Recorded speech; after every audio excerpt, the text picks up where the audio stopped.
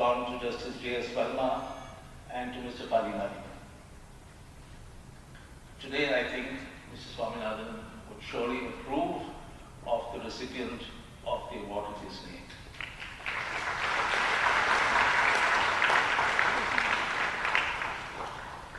Justice Akhil Qureshi has become the byword for judicial integrity and independence, for embodying the finest judicial values, for upholding the Constitution and the laws without fear or favor. It is sad to say that the Collegium failed us in not appointing him to the Supreme Court despite Justice Nariman's best efforts. It is not just that the Supreme Court lost an asset. I think the Supreme Court became less of an asset when it didn't appoint Justice Qureshi.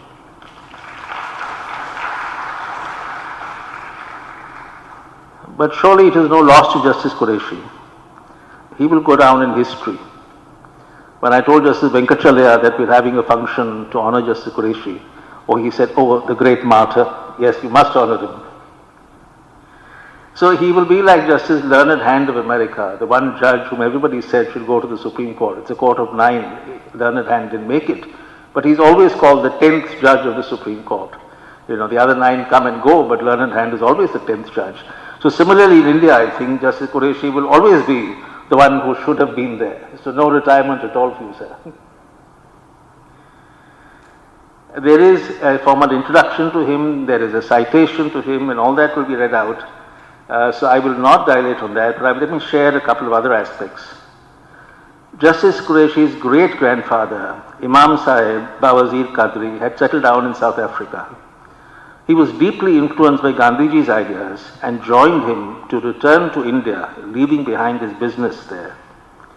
In Gandhi Ashram at Ahmedabad, he built a small house called Imam Manzil, where he lived the rest of his life and where Justice Qureshi's grandfather, his son-in-law, daughter lived, where his father was born.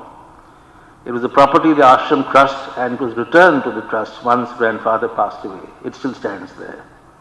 Justice Qureshi's father grew up in proximity to Gandhi in a family whose devotion to the nation and to Gandhi was absolute. This is the kind of man we honor today, not just because of his judicial accomplishments, but because he represents something so important to us, this idea of a composite India where we are all one. A brief word about Justice Rohinton. To those of us who revered Fali Nariman, and I count myself as one of them, he is a worthy son. In his own right, a brilliant lawyer, a brilliant judge, who carved his own path and held firm at all times. After retirement, he has become the public educator of our times on law and society.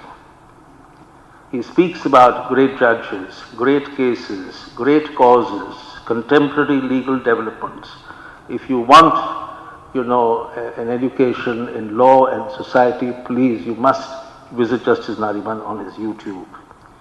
He's scholarly, he's depthful, he's interesting, because he's so engaged with his audience. And,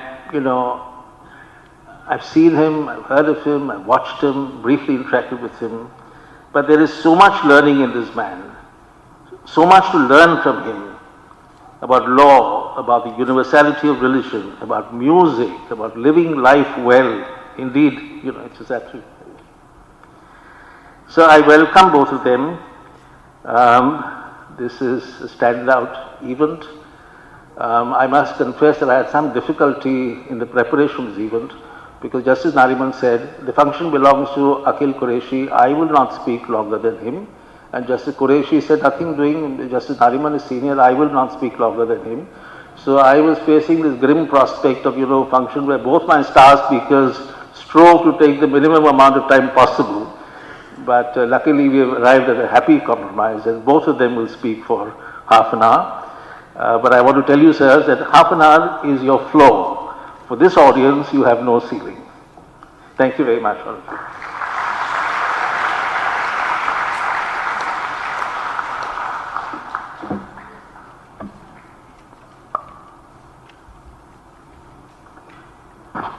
Thank you, Mr. Panchu.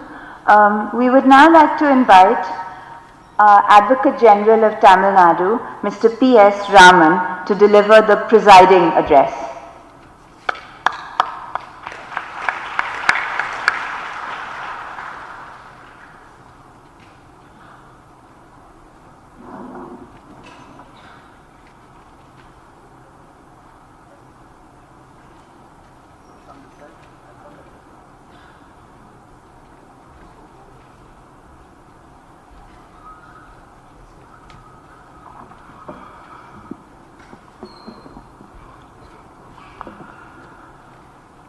Justice Nariman, Justice Qureshi, Mr. Panchu, judges of the High Courts present and past,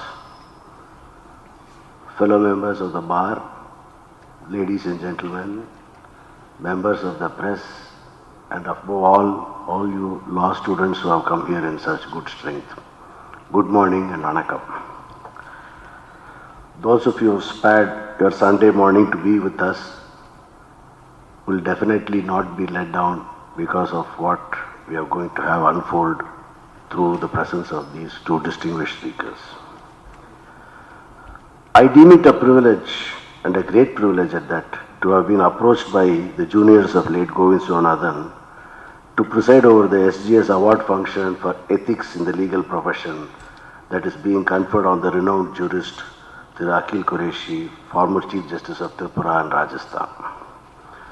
When my friend Sriram, one of the senior most surviving juniors of Govind, called me for this purpose the other day, I must admit to being a little shell-shocked, and I may admit also extremely pleased.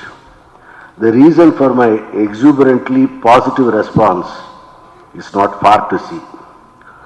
From the day I stepped into Asia's largest court campus in Paris Corner 4 decades ago, I had been, and I continue to be, an unabashed admirer of Govind Swanathan. His several positive attributes have already been mentioned by Sriram and by some of the other speakers I'm sure will be doing likewise.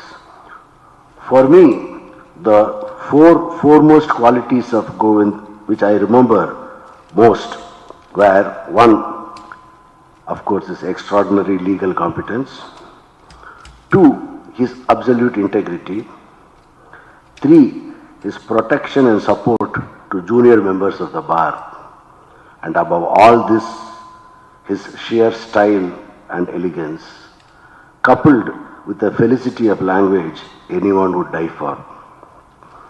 Even my father, late V.P. Raman, was in a way his contemporary, but chronologically they were almost 25 years apart. When my father passed away in 1991, even before hitting 50, I remember the call I got from Govind about the importance of keeping good health for a lawyer. I value and cherish his words. Alas, to my regret, I could never meet him much after that. The stables of this legend have produced very fine jewels who have adorned the bar and the bench. I intentionally use the word stables, for I understand both Govind and this morning's awardee, Justice Qureshi, share a common interest in equestrian sports. I refrain from naming all those juniors as it would cause a problem for me. The numbers are far too many, and I fear by inadvertence I may leave out some. Let me just say that Yato Raja Tato Janaha, when you have a king like Govind, how else would you expect the subjects to be? Like the blessings of Abu Banagam, let me just say, may your tribe increase. That the chief guest of this morning was to be my old friend and former colleague Justice Rohington Nariman was just the icing on the cake. Like Govind, I was an equal admirer of his father, late Fali Nariman, the unquestioned emperor of the bar in his days, and the worthy son of the worthy father, Rohington, accepted a direct elevation to the bench, and the rest, as they say, is history. It is indeed my pleasure and privilege to share a podium with a person of his eminence.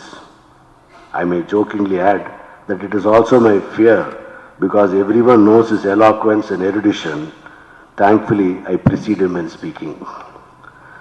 The fact that Govind Somnath's SGS Award for Ethics in the Legal Profession is not being given every year, but only selectively, I believe is not a sign of decreasing availability of worthy candidates, but rather an indication of the selection process and the exclusivity which the organizers want to attach to this conferment. That the recipient this year is Justice Qureshi adds luster to this award, for it is often said that the test of a good choice for being given an award or a citation is that the persons selected do not need any embellishment to their stature, but rather the value of the award or citation is enhanced by that preferment. In the choice of Justice Qureshi, the juniors of Govind Somnathan can never go wrong. I am sure the person introducing the awardee will be addressing you all of his lordship's sterling performance as an independent judge heading 2 high courts. References are also likely to be made to some of the bold judgments which I believe may have led to costing him his deserved place in Bhagwan Das Road. I will rest content with 2 other attributes of the awardee. First, as Sriram just mentioned earlier, is his enviable heritage as a scion of a family which have lived next to the residence of the Mahatma himself. The Gandhian principles thus run deep in your lordship's blood. The second is your lordship's very important judgments with respect to the protection of wetlands and lakes and wildlife sanctuaries in some celebrated cases like the Nalsarovar Bird Sanctuary, Ranmal Lake and the Gir National Park. I found them particularly engrossing because I have been acting as an amicus curiae since 2018 in assisting the Madras High Court in matters relating to protection of wetlands and sanctuaries. I congratulate your lordship on this award and wish you all health and happiness in your future endeavors. Many outstanding judges of the High Court who failed to make it to the apex court are oftentimes more remembered in judicial circles than even the ones who providentially made the cut. Justice Qureshi is a standing example of the Indian judiciary's loss when he retired in March 2022. That within a year or so, yet another jewel of our judiciary, my dear childhood friend Dr. Muralidhar, also suffered the same fate is, to say the least, lamentable. As the invitation for this function pointedly indicated that all the speakers will focus on the independence of the judiciary and what needs to be done to protect it, I begin the salvo that the choice of the right people at the right place itself is one of the pillars of independence, and we can collectively ponder here whether we are heading towards losing it in this area and also debate on how best to remedy the situation. Far greater minds than mine are going to address you all on that subject of judicial independence, and I will rest content with only repeating something that I have spoken about on a few occasions in the past. In fact, I mentioned it to about 1,000 students who are doing their enrollment function in the Tamil Nadu Bar Council a year or so back. This is regarding the importance of the role lawyers play in safeguarding the independence of the judiciary and the nation. The role that we collectively play in the well-being and advancement of society is as important as the role the judiciary plays in protecting it from any form of oppression. One of the classic misguided anti-lawyer jokes often doing the rounds is the reference to the sentence in William Shakespeare's play Henry VI, to begin with, let's kill all the lawyers. This is a classic case of misquoting and thereby misguiding the people. It was actually the greatest compliment made by the Bard of Avon, because the scene in which it is enacted is one where the character Dick the Butcher is addressing a feral revolutionary anarchist called Jack Cade when they were all trying to conspire a coup against the monarchy, and knowing that anything so unconstitutional would be met with great resistance by the members of the legal fraternity, he made that character suggest that in order for anything unconstitutional to succeed, you would have to kill all the lawyers first. Why I said it was misquoting was because in the very next sentence, Shakespeare himself refers to the speaker as an array of rabble and a demagogue pandering to the ignorant. In today's age of social media, a word or a sentence can be twisted out of context, and this example is a case in point. Indeed, another aspect of the independence of our judiciary is the role that the social media will be playing in it in the near future. This, in a sense, sums up the enormity of the responsibility which we all collectively shoulder. I have but indicated one aspect of the independence of the judiciary. We are all anxiously awaiting Justice Nariman and Justice Qureshi to enthrall us with their wisdom. Without much ado, let me yield the floor to them. I once again thank the juniors of late Govind Swaminathan for having included me in this morning's lively event. Thank you all. Jai Hind.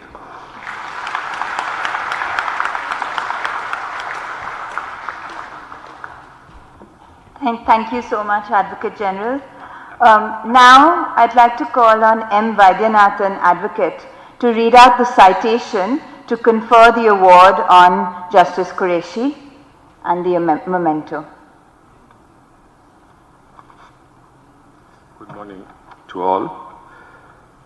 I've been given the privilege of reading out the citation, which has been well crafted by Sriram Panchu and his colleagues. S. Govind Swaminathan Award for Ethics in the Legal Profession, presented to Mr. Justice Akhil Qureshi in recognition of his exemplary ethical leadership and judicial integrity, and to honor his unwavering commitment to the Constitution and the principle of justice. We proudly present the S. Govind Swaminathan Ethics Award to Justice Akhil Qureshi, former Chief Justice of the Rajasthan and Tripura High Courts. Throughout his distinguished career on the bench and before, Justice Qureshi has epitomized the highest standards of integrity, fairness, and ethical conduct that were so dear to Govind Swaminathan. Justice Qureshi's unwavering dedication to upholding the principles of justice equally and the rule of law has served as an inspiration to all who seek truth and equity, not only in the legal profession, but also in our society at large. His profound respect for the rights and dignity of all individuals, regardless of their status or circumstances, reflects a deep-seated commitment to ethical jurisprudence. His judicial decisions have consistently been guided by a profound sense of duty to serve the public good and uphold the principles of justice without fear or favor. Moreover, Justice Qureshi's integrity and ethical leadership have set a shining example for his peers and future generations of jurists. His unwavering commitment to transparency, accountability, and ethical conduct has earned him the respect and admiration of colleagues, litigants, and legal scholars alike. In the face of complex legal challenges and moral dilemmas, Justice Qureshi has demonstrated exceptional courage and steadfastness in adhering to ethical principles at a tremendous cost of personal advancement and hardship to his family and friends. In honoring Justice Akhil Qureshi with the S. Govind Swaminathan Award for Ethics in the legal profession, we celebrate not only his outstanding contributions to the legal profession, but also his profound impact on advancing the cause of justice and upholding the highest ethical standards in society. Thank you.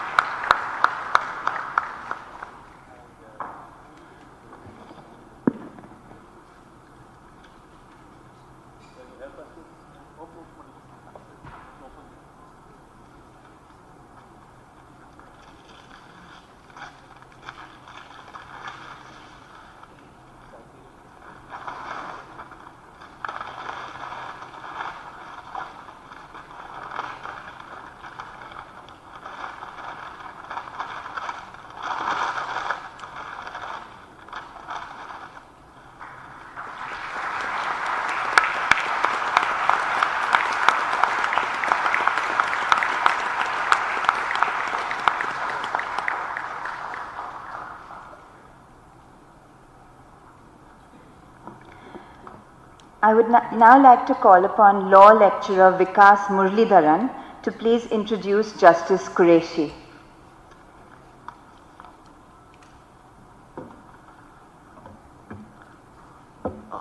Ladies and gentlemen, it is my esteemed privilege to introduce a titan of justice, a beacon of legal brilliance, and a true champion of the rule of law, and the recipient of the 2024 SGS Award for Ethics in the Legal Profession, Justice Akhil Qureshi. Justice Qureshi began his practice as an advocate in the Gujarat High Court in 1983, and his journey from an advocate to the hallowed halls of the judiciary was marked by excellence, integrity, and a profound commitment to upholding the rights and dignity of every individual. He was thus appointed the additional central government standing counsel from March 1992 to March 1998, and the additional counsel for the Income Tax Department in January 2000, where he represented the Income Tax Department in the Gujarat High Court up to December 2001. He was appointed an additional judge of the Gujarat High Court on 7th March 2004 and became a permanent judge on 12th August 2005. Upon donning the roles of a judge, Justice Qureshi's impact reverberated far and wide. His judgments, characterized by clarity, wisdom, and compassion, have left an indelible mark on the legal landscape. He stood for the rights of the marginalized and the vulnerable. He was appointed as Acting Chief Justice of the Gujarat High Court on 2nd November 2018 before being transferred to the Bombay High Court on 14th November 2018. He took oath as the Chief Justice of the Tripura High Court on 16th November 2019 and was later transferred to the Rajasthan High Court, where he served as Chief Justice from October 2021 till his retirement in March 2022. In his farewell speech to the Rajasthan High Court, Justice Qureshi emphasized the importance that he places on the independence of the judiciary. Speaking about a change in the Collegium's recommendation that he be appointed as the Chief Justice of the Madhya Pradesh High Court to a recommendation that he be appointed to the Tripura High Court, he remarked that it was stated by a former Chief Justice that it was because the government had some negative perceptions about him based on his judicial opinions. In his trademark fashion, however, he stated, and I am quoting him, "As a judge of the Constitutional Court, whose most primary duty is to protect the fundamental and human rights of citizens, I consider this a certificate of independence, and that failure, which is a product of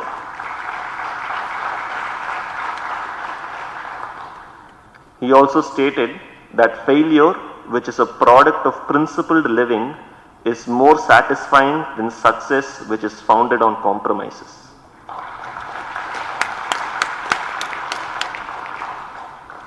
As we gather here to celebrate his illustrious career and enduring legacy, let us not only pay tribute to Justice Akhil Qureshi, but also reaffirm our collective commitment to the noble ideas of justice, equality, and the rule of law that he so passionately embodies. Please join me in extending a warm welcome to Justice Akhil Qureshi, a true paragon of justice and an inspiration to us all. Thank you very much.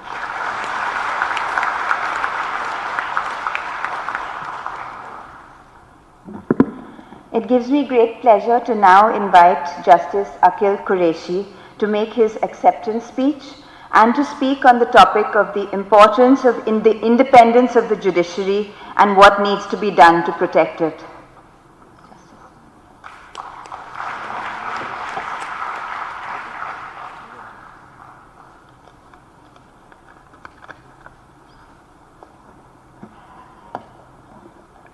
I hope the speaker from where the person is speaking does not signify his political ideology, or else I would like to shift to that side.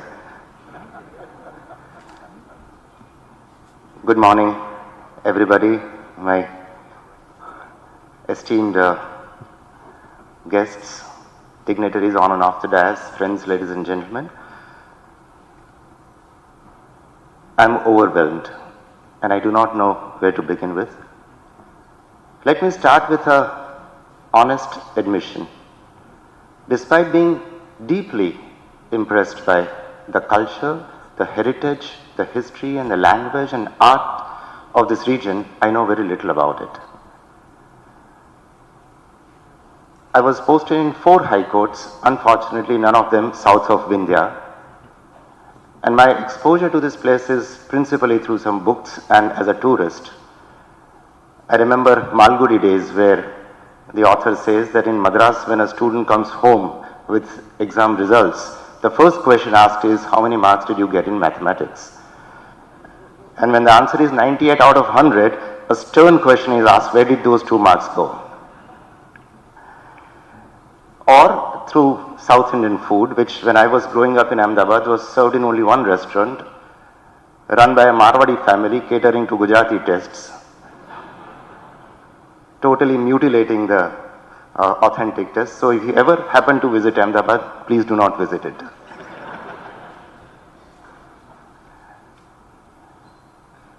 Friends, I accept this award with all the humility at my command. It is a special moment for me and my family. It is special because it is in the memory of an outstanding person, a great legal mind with sense of humor and basically outstanding human qualities. I've known him through Mr. Panchu's dialogues that I've had in the last couple of days, and I've known him through the book that he shared with me. The very fact that on a Sunday morning so many youngsters are present here is a proof of the fact that he touched many lives during his outstanding career. It is special because it came from, the initiation came from Mr. Panchu, one of the most respected senior counsel in the country today. Till recently when I struck a conversation with him, I did not know him, though I knew of him. And my respect for him had gone several notches higher when he had written open letters in public criticizing certain preferential land allotments to be soon retired judges for setting up mediation centers. He has been a pivotal to all this program from the beginning to the end. He has piloted it. Thank you very much, sir, for including me in this and making me extremely comfortable in the last couple of days. I've had most extraordinary experiences in the last 36 hours or so. Thank you very much for that. It is special because it is given in the hands of Justice Nariman. Outstanding legal brain.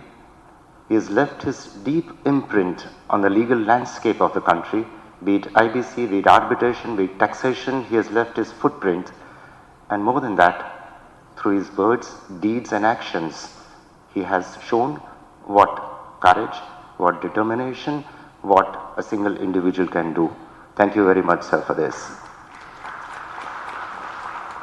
Though so many things are in public knowledge, neither Justice Nariman have spoken nor would I like to, except for saying one thing, that it is a matter of probably one of the greatest satisfaction for me in my entire judicial career of 18 years, that Justice Nariman and others like him trusted my integrity.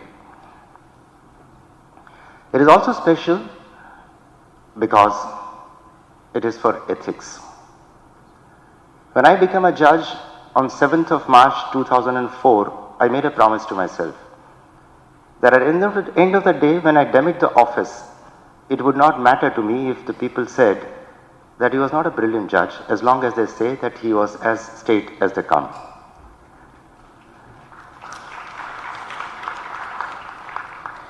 If today I feel, if all of you feel that I have redeemed the pledge that I made 20 years back, it is entirely because of my family. Sonal, my wife, my children, Aparna and Sahil, who had made no demands on me. Suffering the judicial and social seclusion for close to 20 years.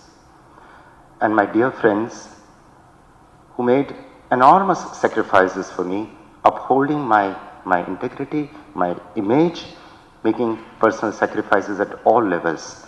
I've been blessed to have several such friends. On any platform like this, the topic of independence of judiciary always comes up. I would like to share a few thoughts with you. I think we need to make some introspection at institutional and personal levels. When it comes to institutional level, I would like to flag two areas, the collegiate system and the roster allotment systems. The most ardent supporter of the collegium system would not say it is perfect. And the most bitter critic does not present any viable alternative. We therefore have a situation where, like democracy, though not perfect, is the best system that we have in collegium. But we need improvements. Nobody can deny that. And what are the areas? First of all, we try to have transparency, where the collegium decided to go public about the reasons for acceptance or denial of a candidate. And I think then, and I think now, it was not correct. Because think of a position of a young lawyer who you have tried to persuade to give consent is publicly told why his candidature is being rejected. He would say, I have not bargained for this, you invited me. Or think of a district judge who is in zone of consideration, who is being bypassed for reasons which are made public. He may have another 5 years in this field to spend. How do we expect him to do that? We also, therefore, this is one area I would park for the moment. The another area is that at the High Court level, the candidate is never taken into confidence as to what is happening to the process. We invite consent from, let's say, about 10 or 15 people. They are shortlisted. Not all 10 will get the recommendation even from the High Court level. Let's say 7 of them get. The 3 are never told that we are not accepting your candidature. They comes to know only when the 7 of them are invited to file formal declarations, and that through the corridors of the High Court. Even when the candidate has consented, his name is recommended, it goes further. For months on end, he has no authentic information as to what's happening. In Rajasthan, a candidate was recommended much before. When I went there, his rejection came finally after 2.5 years. I picked up the phone and called him and said, it is my unpleasant duty to inform you that your candidature has been rejected. He said, I'm thankful for information. One, I'm thankful that it has come to an end. I'm thankful that it is rejected. Now I can plan my life. This is normally not done. The candidate does not even know it's finally rejected. So my suggestion is that every stage the Chief Justice of the High Court should take the candidates into confidence and tell him about the progress of the process. How far it has reached, where it has gone, what are the leftover stages, has it happened or has it not happened? Is it not unkind to a person who is invited to give consent, sometimes persuaded, he is not even informed that finally he is not being appointed? That's the second area. The third area is the gap between the High Court and the Supreme Court expectations must be bridged. The High Court recommends 10 names, the Supreme Court clears 5. Those candidates who have consented, their faith is diminishing every minute. The High Court and Supreme Court must sit down together and find a way why so many rejections are happening. And one of the thoughts which comes to my mind is that the role of the consulting judges should be reduced. That person has been in the High Court for years to gather his own likes and dislikes and prejudices. The collegium can always consult him informally. The requirement of consultation in writing, in my view, is not a healthy practice. Friends, these are some of the thoughts I have, and I don't claim that they are all correct. Everything has a flip side to it. As I said, the attempt to bring in transparency misfired. But my point therefore is that we need a system where we think through all these things and put in place a system which to the best possible extent can work more successfully. We missed that golden opportunity in NJAC judgment when the Supreme Court, after striking down the constitutional amendments of the law, left the task of finalizing the MOP to the court, to the Supreme Court on the administrative side and the government. In my humble view, that should have been done during the pendency of the petition. Maybe the Supreme Court was concerned about the impasse it had created for more than a year in further movements.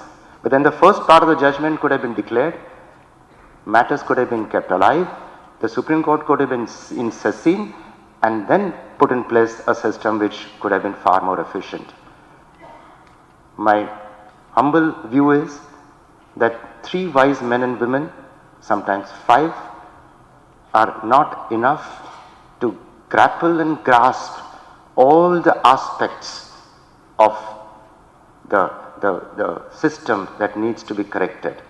My suggestion therefore would be, we should make a platform where we invite not the current judges, but the Chief Justices of the High Court select some of the past judges, social workers, people from civil society, and even the political people. Involve all of them. Make a group of about 20 people. Debate and deliberate all possibilities, positives and negatives and fallouts. Only when we can have a holistic idea of a system which will work best for the entire country. 3 or 5 people simply cannot foresee such complex issues which have far-reaching effect on the national level. On the personal level, on the roster system, a lot of debates are going on. The 4 Supreme Court judges who walked out and gave a public interviews had flagged the idea of one single person not deciding all such important decisions. Friends, in collegium system, the Supreme Court had said that any important decision of this nature cannot be left only to the President or even to the Chief Justice. He must be guided and advised by the collegium of other his colleagues. Why cannot the roster allotment be something similar? Maybe more broad-based, with a veto to the Chief Justice, but not a single person taking all important decisions. It is possible of some outstanding decisions, it is also possible of some mistakes being committed. At the personal level, the judges need 3 qualities to maintain total independence. 1, courage. Nothing in life comes without courage, not judicial independence for sure. 2, spotlessly clean image. If I have some soft underbelly, I'm going to succumb sooner or later to the pressures. And 3, total lack of personal ambition. The only ground on which a person can be corrupted is his personal ambition.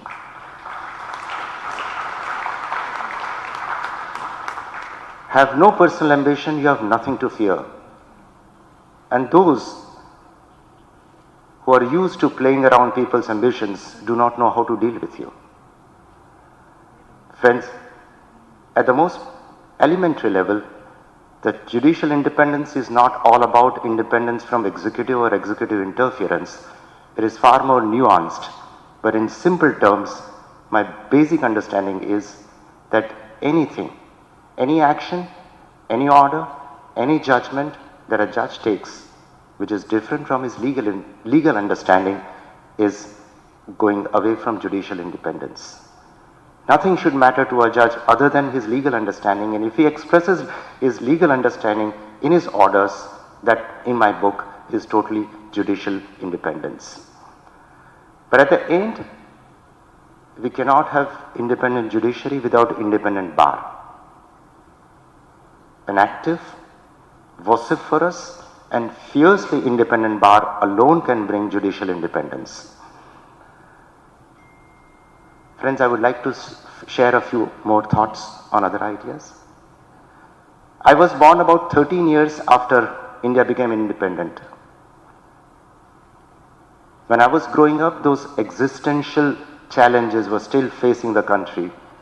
External aggression, abject poverty, hunger, unity of the country.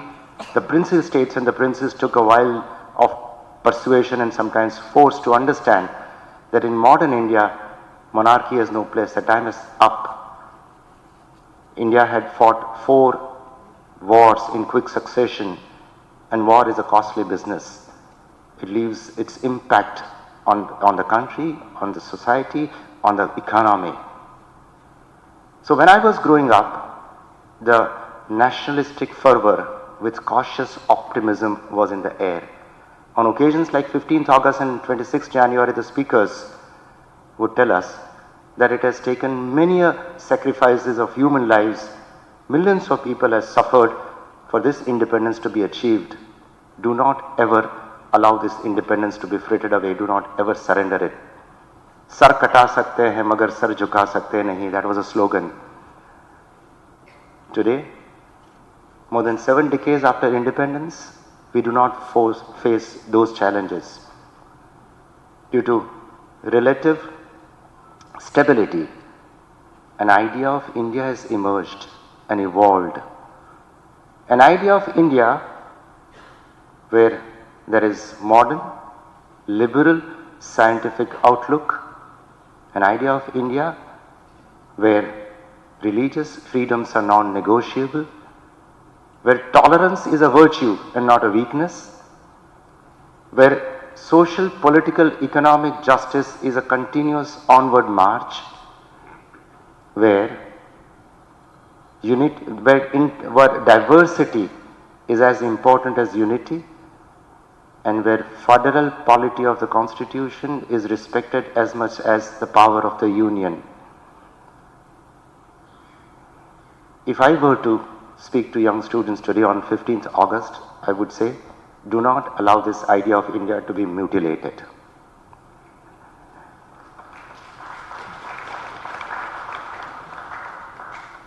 And it is not as if this idea of India has evolved after independence or even with the advent of Constitution. The movement started much before. It had its roots in Jyotiba Phule's movement for social justice in Maharashtra, or Vinoba Bhave's Bhudan movement, or Dravid movement in Tamil Nadu, or peasants and workers' movements for better protection and better rights. And it has taken several centuries for idea of India to crystallize. It is our duty to protect the idea of India as it stands today. Am I worried about the working of Constitution today? No. Because worried would be too strong a word. But I am concerned. I am concerned because our quest for growth ignores environmental impact. I am concerned because as long as there is double-digit growth rate, we ignore human rights violations. I am concerned every time there is a fake police encounter. I am more concerned when such state-sponsored murders are lustily cheered by some sections of the society. I am concerned when constitutional courts fail to protect the life and liberty of couples on the ground that they are living in immorality. When interfaith couples are not given protection because the marriage is otherwise required to be registered or approved or something, it's not done. I'm concerned when people in living relationship are not protected because the judge thinks what they are doing is corrupting the society. More so when a woman is already married and still living in a relationship. No question is asked whether the man is married or not. Though I'm concerned, I'm not worried because I have this tremendous faith and belief in this country and its people that it will rebound.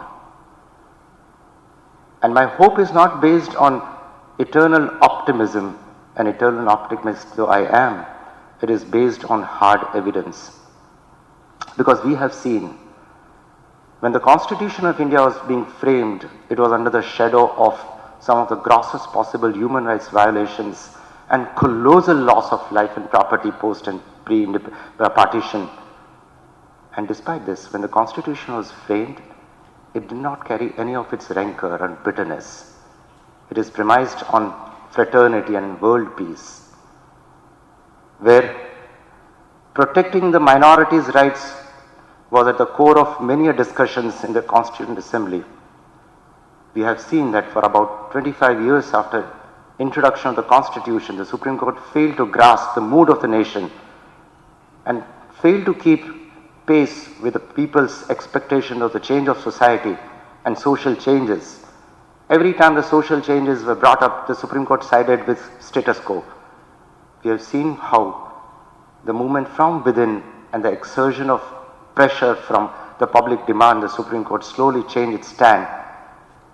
Justice Matthew, in Ann Thomas judgment, said Article 16(4), Clause 4 of Article 16 is not an exception to the equality clause of Clause 1 of Article 16. It is just a more emphatic manner of saying what Article Sub Article 1 already says. Because there cannot be equality amongst unequals. We have seen the judgments of Bandhua Mukti Morcha and Hussain Ara Khatun laying a foundation for the public interest litigation jurisdiction to thrive later on. All that we have witnessed, and the onward march goes on. I never give up hope that this country will rebound, and with all its vigor, the idea of India will be protected and it will advance its purpose in all times to come. I thank all of you to remain present here today, Mr. Datar, Justice Indira Banerjee, Mr. Ram, Mr. Advocate General, all of you who make your presence here make very special for me. Friends, at a certain stage in life, you look back, and the question that is uppermost in your mind is, did I live a good life? The answer should come from others, not you. Thank you so much.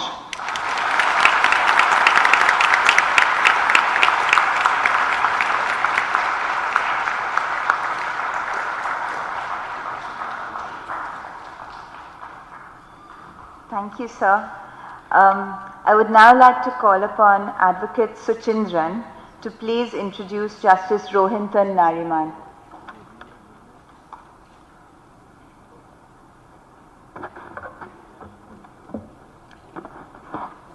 Ladies and gentlemen, it is with profound respect and admiration that we extend our warmest welcome to our Chief Guest, Justice Rohinton Nariman. Selecting a Chief Guest for an award honoring ethics in the legal profession in the name of Govind Swaminathan is no easy task. The standards set are nothing short of exacting. However, in Justice Nariman, I believe we have found a choice that would resonate deeply with his spirit.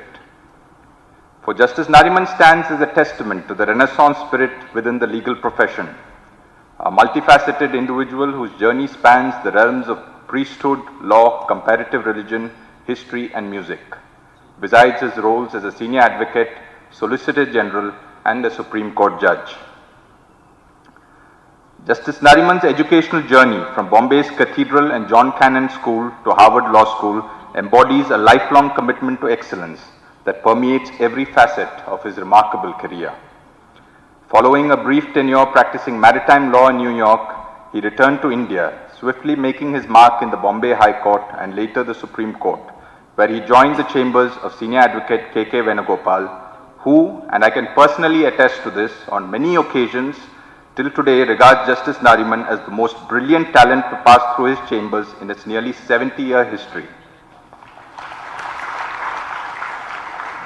Designated as a senior advocate by the Supreme Court at a remarkably young age by Chief Justice Venkatchalaya, by amending the rules of the Supreme Court for designation, Justice Nariman's career as a lawyer spans over 3 decades, marked by over 500 reported judgments with many a novel and original arguments reflecting his expertise in constitutional, civil and commercial law. As a jurist, and I use this term advisedly, in the highest court in the land, he has struck down Section 66A of the Information Technology Act and nullified instantaneous triple talaq on the ground of manifest arbitrariness, showcasing his nuanced and deep understanding of the preambular values of equality and the liberty of thought, belief and worship. Justice Nariman's judgments have covered the entire ambit of subjects and include seminal contributions to taxation, arbitration, and commercial law, apart from constitutional law. Whereas in commercial law, his judgments have been pivotal in navigating the complexities within the Insolvency and Bankruptcy Code and the Companies Act of 2013. As a member of the Supreme Court Collegium, he has steadfastly stood up for judicial integrity and independence. In welcoming Justice Nariman, we honor not only his distinguished presence here today, but also the pursuit of excellence in the legal profession. Thank you.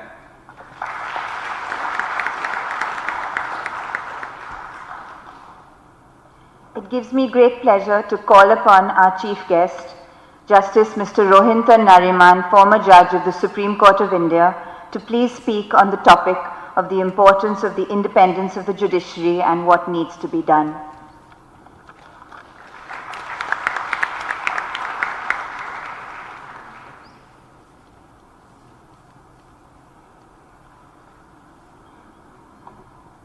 Justice Qureshi, Learned Advocate General, Sriram, Justice Indira Banerjee, High Court judges, ladies and gentlemen. How did the present system come into place? Why did it come into place? How is it being worked? Are all questions that we ask ourselves today.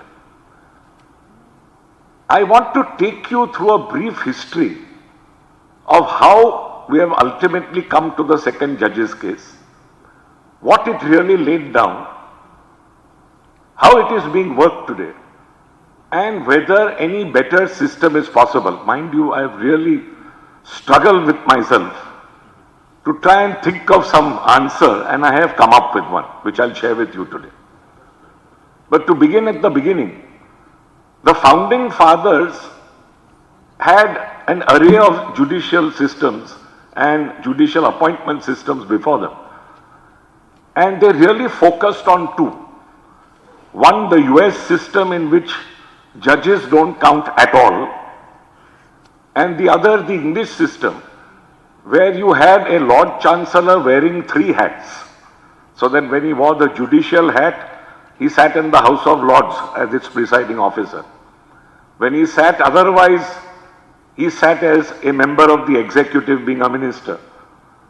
And thirdly, equally, he would sit as a person who was in both capacities, as both judge as well as legislator. Now, in England, it is the Lord Chancellor who ultimately, after making consultations with various persons, gave a particular judge his name to the executive, and then the executive in due course appointed him.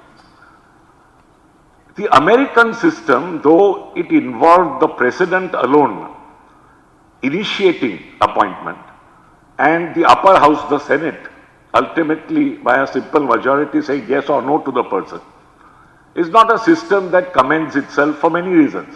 However, it's interesting to note it has somehow thrown up the greatest judges. And this is remarkable. Sometimes it happens by happenstance. Now the great John Marshall, who was their third Chief Justice, was a man who would never have become Chief Justice but for certain remarkable things happening. One, he was Secretary of State to President Adams, who was the second President of the United States. And they were looking for a Chief Justice when Justice Ellsworth resigned. And it was in Adams's last days. So Adams kept asking Marshall. Marshall suggested John Jay, who happened to be their first Chief Justice. First Chief Justice declined. Then they went to one of the senior most judges who were sitting, Justice Patterson. And then President Adams said no, but Patterson wouldn't do because Justice Cushing is senior to him. But then Cushing wouldn't do because he had already said no, and things of this nature. And then finally he just turned to him and said, why not you? And this is how Marshall actually got appointed. He was perhaps the greatest Chief Justice in any jurisdiction. Because in his 34 years as Chief Justice, he actually made the United States of America. You must remember that the US is really a conglomerate of 13 states when it started, each giving up only portions of their sovereignty to a weak central government. It is Marshall who made that central government strong and who set the blueprint for the United States as it is today. Another great judge they threw up was Justice Holmes, who all of you have heard of. Now, Justice Holmes was appointed by President Theodore Roosevelt, and within a year disappointed the president who appointed him, so that he said that I could carve a spine easier from a banana than from this man who I've just appointed. And he turned out to be one of their greatest again, so he therefore was a maverick. And he again had a long tenure of 30 years. He was known for his great judgments on freedom of speech and for judicial restraint in the economic area. Then we had William Howard Taft, who again could operate within that system and become both President and Chief Justice. This is again something remarkable. First he became President, though he always wanted to become Chief Justice. And he appointed Edward White as Chief Justice, lamenting how much I want that post. I don't know why I am doing this. And then of course he left as President. And he was fortunate that President Harding, 7 years later, appointed him Chief Justice. And because he was President, he could lobby for a new Supreme Court building, which happens to be the building in which all of them sit today since 1935. Then of course you had the great Roosevelt appointees. You had Justices Douglas, Black, and these people again were outstanding, except that for the first 5 years of Roosevelt's presidency, he found that the old guard, so to speak, those who were 70 and above, resisted every New Deal legislation that he was trying to come out with. And 5-4 by a majority, they stuck down legislation. So that he thought of a unique court packing plan. And he said, for every justice over 70, we will appoint a new justice, so that we make it now a court of 15, because there were 6 above 70 at that time. Fortunately, that didn't transpire because in 1937, one of the justices switched his vote and it became 5-4 upholding such legislation. Then we also had the great Warren era, where Earl Warren, who was a governor of California and not a judge at all, proved to be one of their greatest chief justices, with Justice Brennan in tow. And they were appointed again by a Republican President, Eisenhower, who again ruled the fact that he appointed a man like Warren as Chief Justice, because within a year of his Chief Justiceship came the seminal decision in Brown versus Board of Education, where racial segregation was sought to be done away with. On a sideline, they also appointed one of their weakest judges, a judge named Charlie Whitaker. And what I'm about to tell you is true. Whitaker walked out of a conference, because they used to hold conferences and the Chief Justice would decide who would write the majority opinion. So in this one particular case, United States versus Myers, he told Whitaker, Charlie, why don't you write the majority? And Whitaker walked out. Douglas was leading the minority. So Whitaker goes and tells Douglas, Bill, it'll be so difficult for me. I don't know what this case is really about. So Douglas said, oh, why are you bothered? I'll send you a draft. So you actually have a judgment of the US Supreme Court where the same justice has written the majority and the minority. You have Douglas's draft with Whitaker signing and Douglas as the minority. Anyway, you have all these funny things happening in that system. Judges are no part of that system. And somehow or the other, we chose the British system. Now, the British system, as I told you, consisted of a Lord Chancellor who wore 3 hats, so the judiciary was represented. Here, under our Article 124(2), when the President appoints judges, is the President alone appointing judges. There is no Lord Chancellor here. Which is why you have 2 other very important provisions. One is that President can consult as many judges as he deems necessary for the purpose of appointment, and those judges can be Supreme Court or High Court, but with a proviso that in every case he has to consult the Chief Justice of India. How did this system work? Incidentally, our first Supreme Court was bodily lifted from the Federal Court, so that the 6 justices of the Federal Court became our first 6 Supreme Court judges. And of course, we had Justices Chandrasekhar Iyer and Justice Vivian Bose appointed to complete the number 8, which was the original number. And in the beginning, Justice Kanya was supposed to have lived for about 10 years and would have been chief for 10 years, but he died within a year. So the next senior most chief judge was appointed Chief Justice. There was no convention then yet, but Justice Patanjali Sastry followed. After Patanjali Sastry, there was a problem, because the Prime Minister did not want Justice Mahajan, who was next in line. And he tried to sound out Chief Justice Chagla from Bombay to try and come. He tried to sound out Bijan Kumar Mukherjee, but fortunately none of this worked. And finally, because there were threats of resignation generally, Mahajan did become Chief Justice, and therefore one important convention was laid down that the senior most judge, therefore, will invariably become Chief Justice. It had not happened in the Federal Court. Incidentally, Justice Vardacharya was the senior most judge after Chief Justice Maurice Guire went. And Justice Vardacharya was superseded by bringing an English judge, Sir Patrick Spence. Chief Justice Guire wrote a letter to Lord Linlithgow, who was the Viceroy, lamenting the fact that they didn't even bother to consult him. And Lord Linlithgow very graciously wrote back and said, yes, you are perhaps right. We should have consulted you and should have stuck to the seniority principle.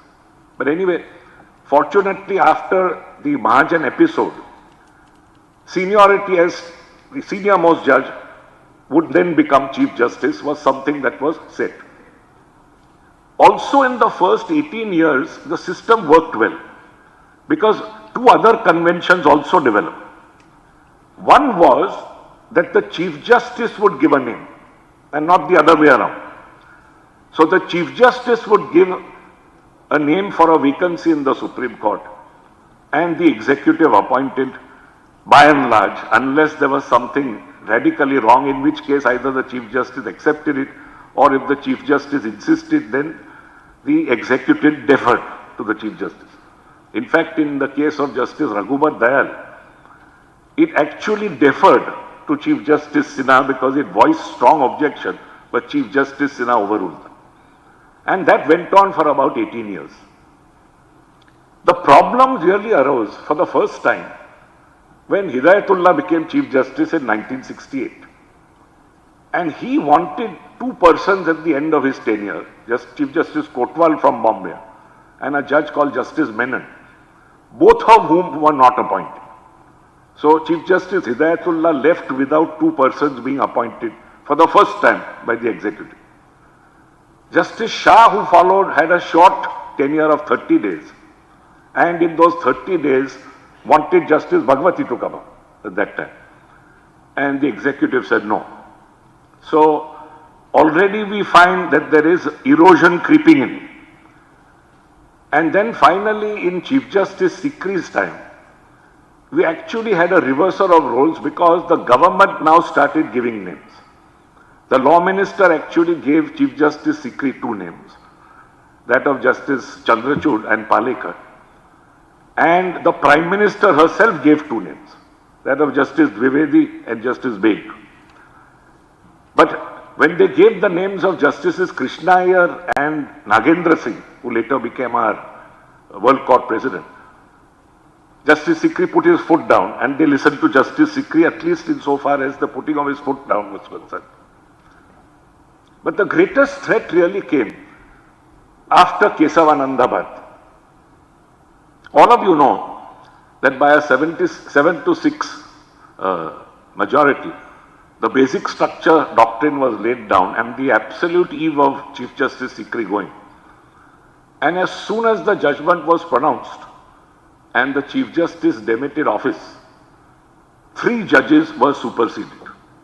Now, this happened for the second time because the first supersession in 1965 was because Justice Imam was actually unfit. So that was a supersession which had to happen. And the next senior most judge, Justice Gajendra Gatkar, became. But this time it was 3 senior judges who sided with a particular point of view who were superseded. And Chief Justice, the man who became Chief Justice was Justice Ray, who was constantly in the minority in a number of judgments and with the government. And as Mr. Daftari put it at that time, the schoolboy who wrote the best essay got the first prize. So that Chief Justice Ray then became. And this was the first blow struck at the independence of the judiciary, and it was a big blow. The second blow occurred shortly after, when Mrs. Gandhi lost her election case in Allahabad and an emergency was declared. Now, close on the heels of the emergency, you had a 39th Amendment Act, which in essence put the Prime Minister and the Speaker above the law. Because it said that you will now decide her election petition not in accordance with law, but in accordance with this amendment. This amendment lays down no law except to say that you will allow the appeal and nothing else. So that what followed was, for minority judges in Kesavananda, applying basic structure for the first time to strike down such an amendment. It's a remarkable thing that happened. And immediately when this judgment was delivered, which was between 7th and 9th November of that year, in 75, immediately after, Chief Justice Ray called a 13-judge bench within 2 days to review the basic structure doctrine. Now, this is where Govind Swaminathan stepped in. And we have to thank him because judges started asking inconvenient questions to the learned Attorney General at that point of time. Justice Khanna, for example, asked him, does the doctrine come in the way of any socio-economic legislation? The answer given was that no, in any case there is nothing like essential and inessential. So obviously there was no real answer given. And the judges got testier and testier until suddenly Chief Justice Ray was put into a corner and they started asking, why was this bench constituted? So he said, well, the Advocate General of Tamil Nadu wanted it. So Granville Austin tells us, Govind Swaminathan jumped up and immediately said, I didn't want it at all. So at that point, again he said, no, but then the Advocate General of Gujarat wanted it. So the Advocate General of Gujarat also got up and said, no, I didn't want it. At which point then, it became impossible. And thanks to Mr. Palkhiwala's forensic eloquence, which reached heights which apparently have never been reached, within 2 days that bench was dissolved. And Kesavananda Bharati remained. So that one massive threat to judicial independence went there and then. But then there were other dark clouds looming on the horizon. One very dark cloud was the habeas corpus case. And the habeas corpus case again was decided by a majority of 4-1, Justice Khanna dissenting. And Justice Khanna's dissent was fortunately appreciated and made the law by me sitting with 8 other judges. And that was 43 years later when we said that Justice Khanna was right and the majority were wrong. That was one of the great things that I did in my judicial career. To have righted a wrong even though it was 43 years late. And of course the other wrong could never be righted.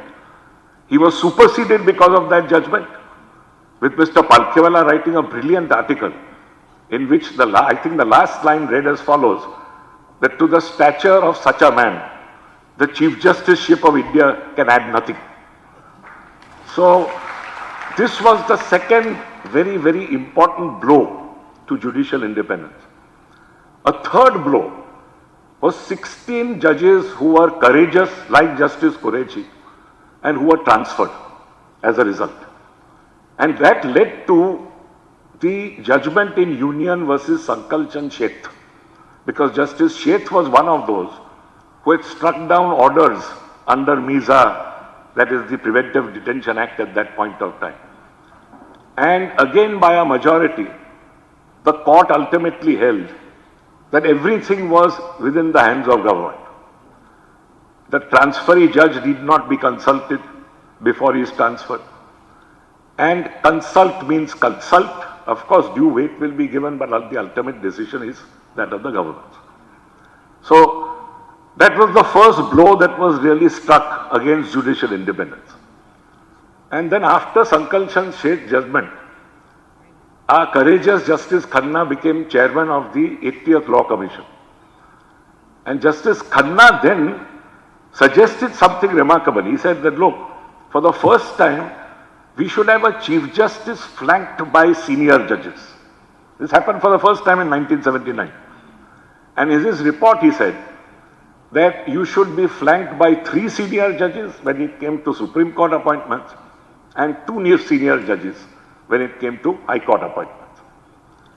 And of course, that was never followed, but that was something mooted way back in 1979. And then, of course, the stage got set for what is called the first judge's case, which is SP Gupta versus the Union of India, which was a 7-judge bench. And there again important questions were asked about confirmation of persons who were additional judges and persons who got transferred. And the answers given were the same as that in Sankal Chand Sheth, that you don't need to consult the judge in question, that ultimately it is the government alone who decides. And above all, when it comes to High Court judges, and there are other consultees as well, such as the Chief Justice of the High Court and the Governor of the state, the Chief Justice of India has no primacy. So that therefore, the government could select whichever view it wanted or not select whichever view, so long as there was effective consultation. Now, this was the unsatisfactory state of the law. And in 1987 then, you had the D.A. Desai Law Commission and the 121st Commission report. Because in that report, for the first time, it was mooted that there be a Judicial Appointments Commission, 11 members, of which 8 were to be judicial. And the judicial members were the Chief Justice, 3 senior judges, a retired Chief Justice for the first time. This idea of a retired judge comes here.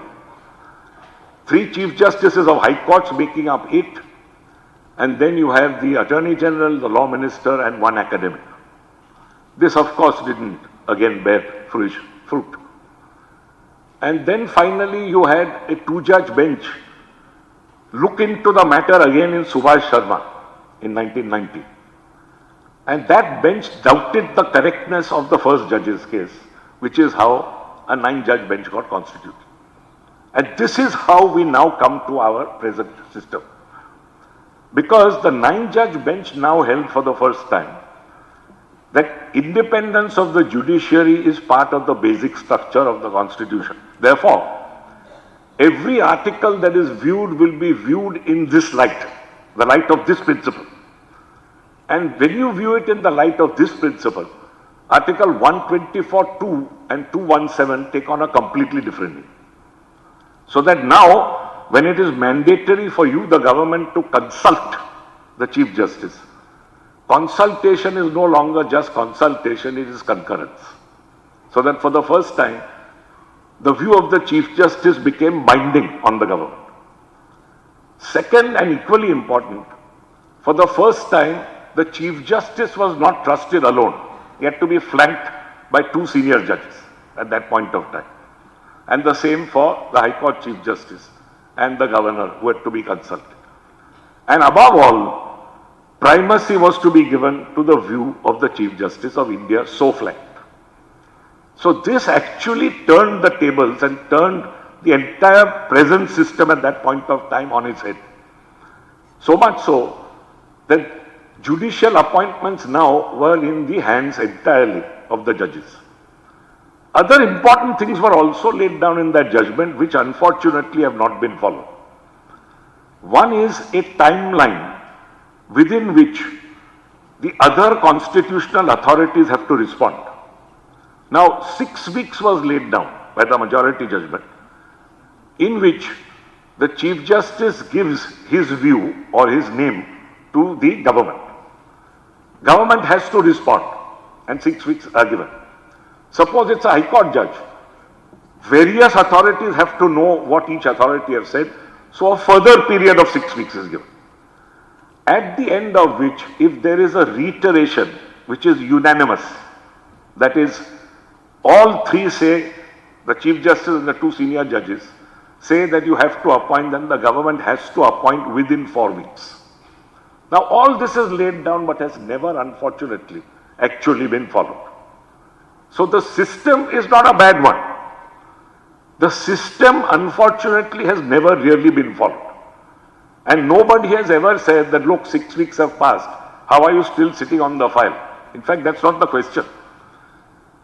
The point is, you should write a letter saying 6 weeks have passed, you have nothing to say, within 4 weeks please appoint, but that's never been done. So this is the first flaw in an otherwise good system. And this is why, we have seen this unseemly thing of the government sitting out judges who they don't like, so that a different collegium comes and then the name has to be given afresh. So the working of the system is what has led to a lot of problems. In 98, there was a special reference made and another 9-judge bench constituted. And that only tweaked this system by saying that merit is the first thing to be considered. Of course, you give some weight to seniority, you give some weight to region, but merit first. And you now broad-base the collegium into, instead of 3 in the Supreme Court, you have now 5. You have the Chief Justice and 4, and the High Court, it remains the Chief Justice and 2. But the whole unfortunate part is that, as I told you, this was not being worked as it should have been worked. And then, of course, you had various bills that were passed or sought to be passed from time to time. You had a bill in 1990 which had a particular system where only judges were involved, and at the High Court level, the governor also came in. You had in 2003 a bill which lapsed, which sought to make the Venkatachalaya model the model of a Judicial Appointments Commission, which was essentially that you have a Chief Justice of the Supreme Court, 2 senior judges, and then you have the Law Minister and 1 eminent person who is selected from a panel. That also lapsed. 2013, then you had one other bill where you had an equal representation in a Judicial Appointments Commission to be laid down by an Act of Parliament. That also lapsed. Until finally we now come to the 99th Amendment. And that amendment, we are told, was passed unanimously with just 1 member of the Rajya Sabha dissenting, Mr. Ram Jethmalani. Otherwise, it was passed unanimously. And that amendment said that you will have the Chief Justice, 2 senior judges, and you will then have the Law Minister and 2 eminent persons to be selected from a panel which consisted of the Prime Minister, Chief Justice, Leader of the Opposition. That, as you know, then got struck down by a 4-1 judgment in 2016. And today this is where we stand. Now, the misfortune of this system is, 1, it has not operated according to its timelines. 2, it has not somehow thrown up the best. We still have persons like Justice Qureshi and many others who have somehow not reached us. Because essentially, they have been found to be as meritorious as you can be. If you are too meritorious, apparently, you are out of the zone of consideration. And that merit consists of being fearless and really independent. So the moment you are really fearless and really independent, out you go. This is the unfortunate part of a system which is meant to protect us. So, what other system could be better? I agree with Justice Qureshi that this is like democracy, a system with huge flaws. We can perhaps better it, make it more transparent, etc. Certainly better than the executive appointing. But is there some other system which can be put in its place? Now, having thought a lot, I came to the conclusion, and I took this from a letter that Justice Khanna wrote in 1980. to the Law Minister, then why don't you have a panel of the Chief Justice and 3 retired judges? According to me, if you have a panel of a Chief Justice and say 4 retired judges and nobody else, it will subserve judicial independence, but then the problem is how do you appoint the 4 retired judges? Because that's another major problem. And if you appoint them for long enough, then transient Chief Justices won't be a problem. So if you give them a term of 5 years again, no problem. I have thought of a method in which they could perhaps be appointed. You could first have names given by practicing members of High Court bars and the Supreme Court bar. Now, practicing member would be a person who would, you can define it, would have at least 100 filings, 150 filings, 200 filings in that particular court, together with arguing cases of the same number. Now, if you have these people who were to select, say, 1 or 2 judges who they are told they must select because they must only look at constitutional values being protected and nothing else, you would then get about 22 names or 44 names from the High Courts. Likewise, you could get a panel of 20 names from the Supreme Court. And from these names, which would then number about either 40, 60 or whatever, you could then have the entire Supreme Court judges sitting, deciding as to who the best person would be, and then have a panel of 4. So that if the entire Supreme Court, today we have 34 judges, you keep the Chief Justice apart because he is going to be part of the panel. So you have among 33, each one voting for the person he thinks is best. And if you notch up the maximum number of marks from these, then the person who notches up the maximum number of marks, followed by the second, followed by the third, followed by the fourth, could perhaps be the pool of retired judges who then become a permanent commission for a period of 5 years. And once these persons have the power to appoint, then of course they will consult everybody, because the important thing also is to get as many inputs as possible. So the widest consultation possible, after which finally by a majority, if these persons say Mr. X is to be appointed, he has to be appointed within say a period of 2 weeks or whatever. I cannot think, I've been racking my brain, I cannot think of any better system. Of course, today in England, you have the Judicial Appointments Commission consisting of 15 persons. But there you have a lot of lay persons. So you have an equal number of lay persons with judges, 2 members from the bar and 1 person from a judicial tribunal who is not a judicial member. But I don't think lay persons is a good idea, because lay persons are liable to be influenced. I don't think they know. Retired judges are in the know, in the loop. They know exactly who to appoint, who not to appoint. And particularly if they are outstanding persons, then you probably will get an excellent crop of persons, and you will get what Justice Verma envisaged in the second judge's case, which is persons of outstanding merit, meaning thereby persons imbued with constitutional values. Of course, all this is utopian, but at some point of time, maybe this will happen, and if it happens, at that point of time, utopia will come to the earth. Thank you all very much.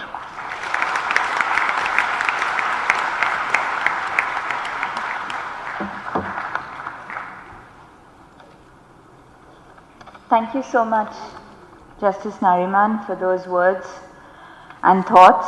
I'd like to call upon Senior Advocate N.L. Raja, who will be presenting the 2 justices with his book that he has co-edited on the Madras High Court.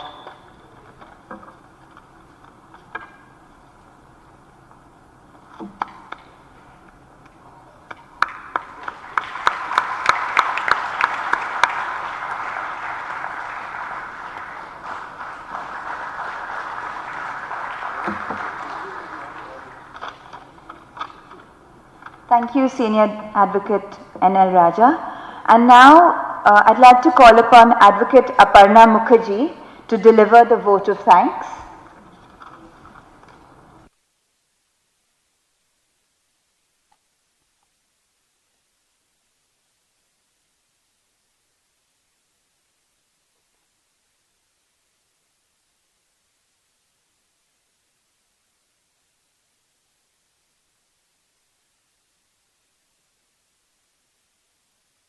To be here and participate in today's function.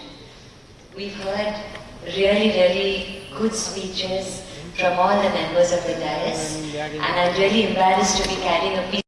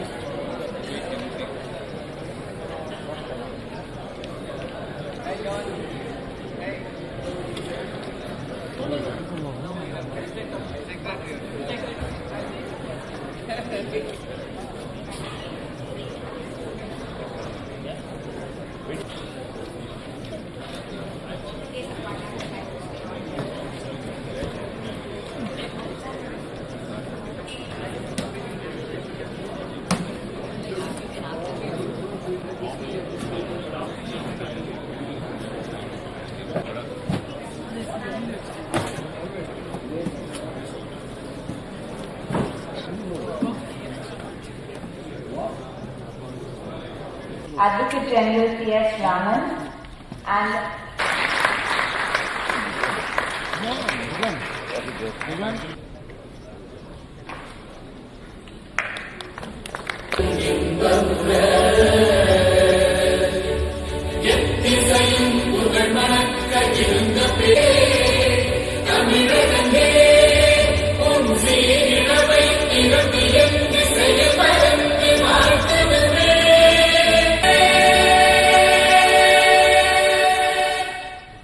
inviting Senior Advocate Sriram Panchu, who was one of Mr. Govind's